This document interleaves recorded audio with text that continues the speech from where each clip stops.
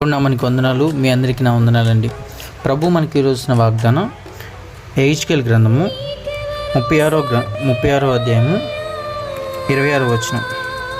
నూతన హృదయము మీకు ఇచ్చేదను. Praise lord.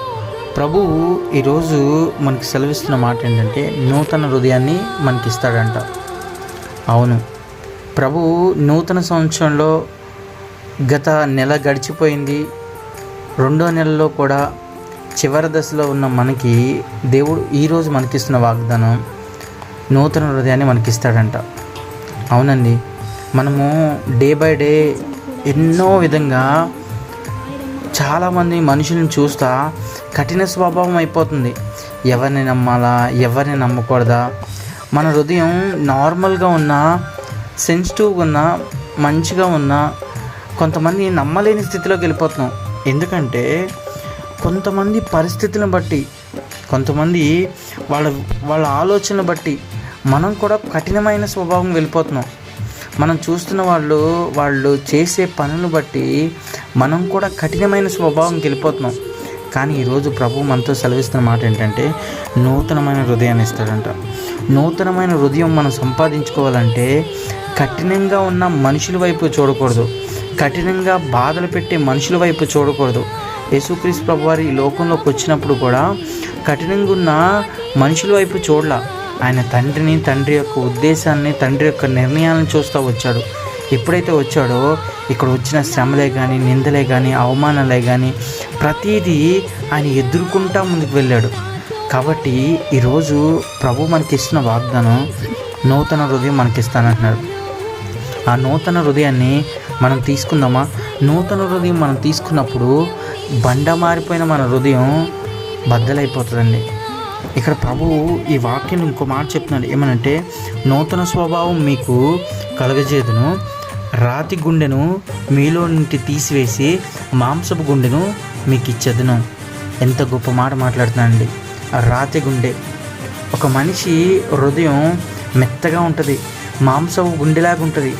అది ఇతరుల పరిస్థితిని బట్టి, తన కుటుంబ పరిస్థితిని బట్టి, తనకున్న స్నేహితులను బట్టి, తనకున్న బంధువులను బట్టి, తనకున్న ఆ చుట్టూ పరిస్థితులను బట్టి ఏమవుతాడంటే కఠినంగా తయారైపోతాడు, కఠినాత్ములాగా అయిపోతాడు. ఇక్కడ ప్రభు అదే చెప్తున్నాడు, మన స్వభావం కూడా కఠినంగా అయిపోద్దంట. మన హృదయం కఠినం అవడమే కాదు, స్వభావం కూడా కఠినంగా మారిపోద్ది. కాబట్టి ఆయన ఏం చెప్తున్నాడంటే మాంసపు గుండెని పెడతాడంట. ఆ మాంసపు గుండె రోజు మనలో ఉన్న కఠినత్వ స్వభావం తీసివేసి మాంసపు హృదయాన్ని వస్తుంది. ఆ హృదయం ప్రభుకి దగ్గరగా చేస్తుంది, ప్రభుకి ఇష్టానుసారిగా చేస్తుంది. దావీదుని నా హృదయానుసారుడు అన్నాడు ప్రభు. ఎందుకో తెలుసా? కఠినంగా మారిపోతున్నాడు. బిడ్డలు చూస్తే బిడ్డల పరిస్థితి, అధికారం కోసం, ఇంట్లో వ్యామోహం కోసం ఏదోదో కుటుంబం చెల్లాచెదరైపోయింది.